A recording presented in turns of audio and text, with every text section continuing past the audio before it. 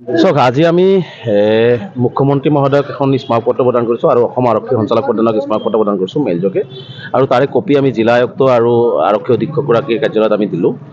আপোনালোকে জানে যে যোৱা ২৬ ডিচেম্বৰত পুৱতি নিশা এজন নৱম শ্ৰেণীৰ ছাত্ৰ ৰাহুল হুছেইনক কোনোবা দুৰ্বৃত্তই মাতি লৈ নৃশংসভাৱে হত্যা কৰি যি অভিযোগ পোৱা মতে তেওঁক ৰাস্তাৰ কাষত পেলাই থৈ গৈছিলে। প্ৰায় আজি ডিচেম্বৰ, জানুৱাৰী, ফেব্ৰুৱাৰী পাৰ হৈ গ'ল।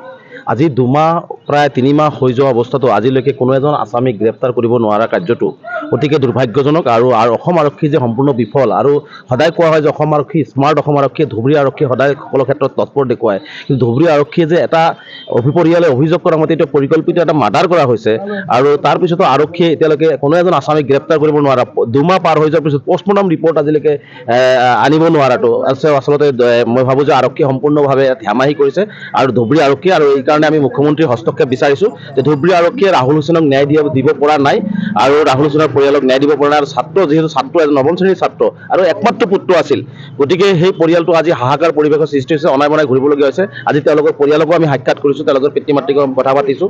গতিকে আমি ধুবুৰী আৰক্ষীক স্পষ্টভাৱে আমি সময়সীমা দি দিছোঁ যে আমি ৩৬ ঘণ্টাৰ ভিতৰত আমাক ৰিজাল্ট লাগে যে ধুবুৰী আৰক্ষীয়ে ৰাহুল হুছেইনৰ হত্যাকাৰী আচলতে ৰাহুল হুছেইনৰ কি হৈছিল, কোনে হত্যা কৰিলে, কোনে মাতি আনিলে, এই সম্বন্ধে আসামীসকলক গ্ৰেপ্তাৰ কৰিব নে নাই ইয়াৰ স্থিতি স্পষ্ট কৰিব লাগিব। অন্যথাই আমচুৱে কিন্তু আমি সমগ্ৰ ৰাইজক লগত লৈ ছাত্ৰ ৰাহুল হুছেইনৰ হত্যাকাৰীক গ্ৰেপ্তাৰ কৰা আৰু সমগ্ৰ ঘটনাটোৰ এটা ভাল তদন্ত বা পৰিয়ালে যাতে ন্যায় পায় তাৰ কাৰণে আমি আন্দোলনৰ কাৰ্যসূচী গ্ৰহণ কৰিম। গতিকে মুখ্যমন্ত্ৰী ডাঙৰীয়া আমি প্ৰত্যক্ষ হস্তক্ষেপ বিচাৰিছোঁ। এই মুহূৰ্তত আমাৰ ধুবুৰী আৰক্ষীৰ প্ৰতি কোনো ধৰণৰ আস্থা নাই আৰু বিশেষকৈ গৌৰীপুৰ আৰক্ষী থানা যিটো আছে ইয়াত সম্পূৰ্ণভাৱে কোনো ধৰণৰ গোচৰীয় পক্ষই কোনো ধৰণৰ ন্যায় নাপায় বুলি আমাক বিভিন্ন সময়ত অভিযোগ আমাক দাখিল কৰিছে ৰাইজে, ভুক্তভোগী ৰাইজে বিভিন্ন সময়ত বিভিন্ন কেছত অভিযোগ দাখিল কৰে, তাৰপিছতো আৰক্ষী অধীক্ষকৰে কোনো ব্যৱস্থা গ্ৰহণ নকৰে। তাৰমানে কি বুজাইছে যে এটা থানাত গৈ আৰক্ষী অধীক্ষকৰ কাৰ্যালয়ত গৈ যদি সাধাৰণ ৰাইজে ন্যায় নাপায়, এটা পৰিয়ালৰ এটা ল'ৰা মাৰ্ডাৰ হোৱাৰ অভিযোগ কৰাৰ পিছত যদি ন্যায় নাপায় তেনেহ'লে কাৰ ওচৰত যাব?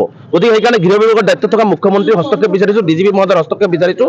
যদি তেওঁলোকে কোনো ধৰণৰ ন্যায় দিব নোৱাৰে আমি গণতান্ত্ৰিকভাৱে ইয়াত তীব্ৰ আন্দোলনৰ কাৰ্যসূচী গ্ৰহণ কৰিম। যিটো হত্যাকাণ্ড